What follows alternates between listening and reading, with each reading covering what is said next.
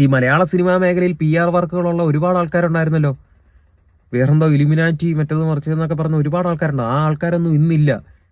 പിന്നെ ഈ ദിലീപിന്റെ 1.5 ലക്ഷം രൂപ മേടിക്കേണ്ട ആവശ്യം എനിക്കില്ല. ഹലോ ഗൈസ്, എല്ലാവർക്കും നമസ്കാരം. എൻ്റെ ഈ യൂട്യൂബ് ചാനൽ എടുത്തു കഴിഞ്ഞാൽ നിങ്ങൾക്ക് അറിയാൻ പറ്റും, ഞാൻ ഏറ്റവും കൂടുതൽ പോസ്റ്റ് ചെയ്തിരിക്കുന്ന വീഡിയോ ജനപ്രിയ നായകൻ ദിലീപിനെ കുറിച്ചാണ്. കാരണം വേറൊന്നുമല്ല, എനിക്ക് എക്സ്പെഷ്യലി അറിയാവുന്ന ഒരു വ്യക്തി എന്നതിലുപരി നല്ലൊരു നടനാണ്, നല്ലൊരു നന്മയുള്ള ഒരു മനുഷ്യനാണ്. ഇങ്ങനെയുള്ള ഒരു മനുഷ്യനെ എല്ലാവരും കൊടുക്കാൻ തീരുമാനിച്ചിരിക്കുകയാണ്. ഈ ഒരു ദിലീപിനെതിരെ കേസ് വന്ന് ദിലീപ് അകത്തായി കഴിഞ്ഞ് ആ ഒരു സീസണിലൊന്നും ഞാൻ വീഡിയോ ചെയ്തിരുന്നില്ല പുള്ളിക്കെതിരെ. ഞാനപ്പോൾ വെളിയിൽ നിന്നെല്ലാം നോക്കി കാണുകയായിരുന്നു, ഇതെന്താണ് സംഭവിക്കുന്നത്, ഇനി ദിലീപ് തെറ്റ് ചെയ്തിട്ടുണ്ടോ. പക്ഷേ നീണ്ട ഒരു 8 വർഷം കഴിഞ്ഞ് ഈ ദിലീപിനെതിരെയുള്ള തെളിവുകളൊന്നും ഹാജരാക്കാൻ ആരെക്കൊണ്ടും ആയിട്ടില്ല.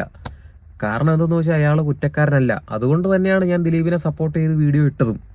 അപ്പോൾ ഒരുപാട് ആൾക്കാർ പറയുന്നുണ്ട്, ഞാനടക്കമുള്ള ആൾക്കാർ, ഞാനടക്കമുള്ള ഓൺലൈൻ ചാനലുകാർ ദിലീപിന്റെ PR വർക്കുകളാണ് ചെയ്യുന്നത്, എനിക്കെന്തോ 1.5 ലക്ഷം രൂപയൊക്കെ തന്നെന്ന് ഇന്നലെ ഒരു കമന്റ് ഞാൻ കണ്ടു.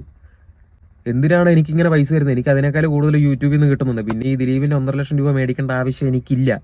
എനിക്കറിയാവുന്ന ഒരു വ്യക്തിക്ക് മോശം സമയം വന്നപ്പോൾ ഞാൻ പുള്ളിയുടെ കൂടെ നിന്നില്ല. ഇപ്പോൾ തെളിവുകളുടെ അഭാവത്തിൽ പുള്ളി നിരപരാധിയായി കഴിഞ്ഞു.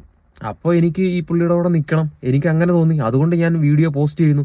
അതല്ലാതെ PR വർക്ക് ചെയ്യേണ്ട ഒരാവശ്യവും എനിക്കില്ല. ഈ മലയാള സിനിമാ മേഖലയിൽ PR വർക്കുകളുള്ള ഒരുപാട് ആൾക്കാരുണ്ടായിരുന്നല്ലോ. വേറെന്തോ ഇലുമിനാറ്റി മറ്റേത് മറിച്ചതെന്നൊക്കെ പറഞ്ഞ ഒരുപാട് ആൾക്കാരുണ്ട്. ആ ആൾക്കാരൊന്നും ഇന്നില്ല.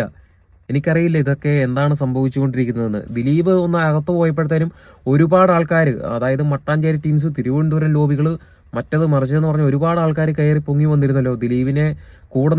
ദിലീപിന്റെ കൂടെ ഒന്ന് സപ്പോർട്ട് ചെയ്ത ആർട്ടിസ്റ്റുമാർക്കും ഡയറക്ടർമാർക്കും ഒന്നും ഡേറ്റ് കൊടുക്കാതെ ഇവരെല്ലാം തഴഞ്ഞുകൊണ്ടിരുന്നു.